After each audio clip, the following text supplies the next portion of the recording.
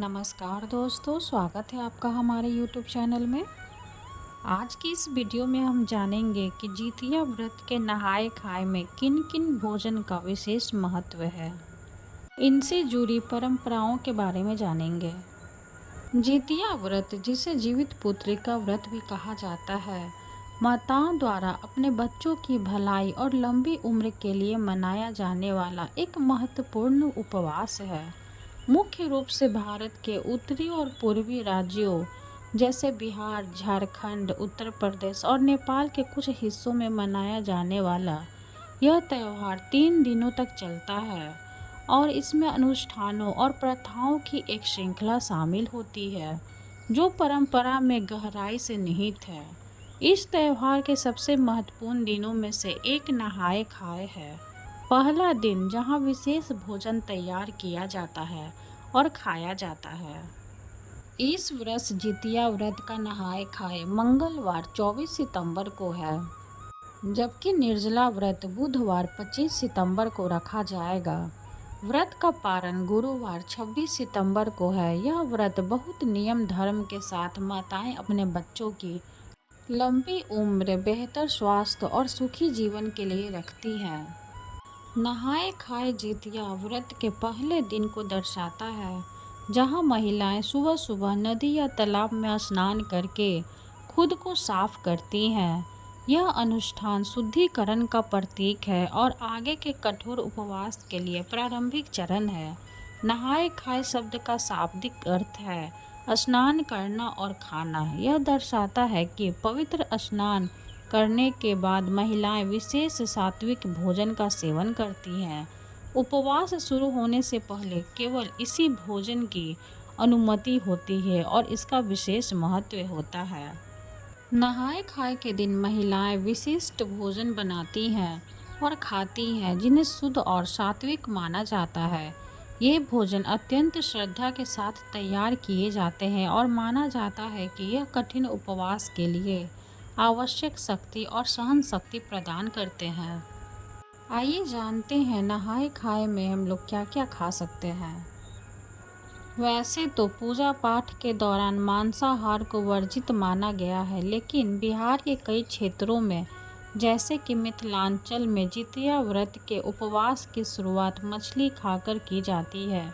इसके पीछे चील और सियार से जुड़ी जितिया व्रत की एक पौराणिक कथा है।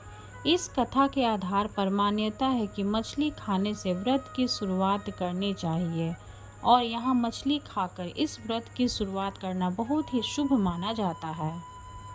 अरवा चावल या बिना पॉलिश किया हुआ चावल नहाय खाए भोजन का एक अनिवार्य हिस्सा है। इसे बिना किसी मसाले या भारी मसालों के आसानी से तैयार किया जाता है, जिससे यह सात्विक और पचने में आसान रहता है। बिना पॉलिश किए चावल को इसलिए चुना जाता है क्योंकि यह पॉलिश किए गए चावल के विपरीत अपने प्राकृतिक पोषक तत्वों को बरकरार रखता है और ऊर्जा का एक स्थिर स्रोत प्रदान करता है। चना दाल या बंगाल चना दाल भी नहाय खाए भोजन के एक भाग के रूप में तैयार और सेवन की जाती है। यह प्रोटीन का एक अच्छा स्रोत है और उपवास को बनाए रखने में मदद करने के लिए आवश्यक पोषक तत्व प्रदान करता है। दाल को लहसुन या प्याज जैसी तामसिक मानी जाने वाली किसी भी सामग्री का उपयोग किए बिना सरल तरीके से पकाया जाता है। जितिया व्रत के नहाय खाए में मरुआ की रोटी का विशेष महत्व है। मरुआ या रागी की रोटी भी आप इसे बोल सकते हैं। यह फाइबर, आयरन और कैल्शियम से भरपूर होती है, जो ऊर्जा बनाए रखने में सहायक होती है। यह पाचन के लिए भी लाभकारी है और व्रत के दौरान आवश्यक पोषण प्रदान करती है। नहाय खाए भोजन के एक भाग के रूप में साबुत गेहूं के आटे की रोटियां तैयार की जाती है। साबुत गेहूं जटिल कार्बोहाइड्रेट का एक अच्छा स्रोत प्रदान करता है, जो उपवास अवधि के दौरान ऊर्जा के स्तर को बनाए रखने में मदद करता है। जितिया व्रत के नहाय खाए में सतपुतिया की सब्जी का खास महत्व है। इसे हल्के मसालों में पकाया जाता है, जिससे यह सुपाच्य रहती है। यह सब्जी शरीर को ठंडक देती है, पाचन सुधारती है और व्रत के दौरान ऊर्जा और पोषण बनाए रखती है। जितिया व्रत के नहाय खाए में नोनी का साग का विशेष महत्व है। यह साग पोषक तत्वों से भरपूर होता है और पाचन में सहायक होता है।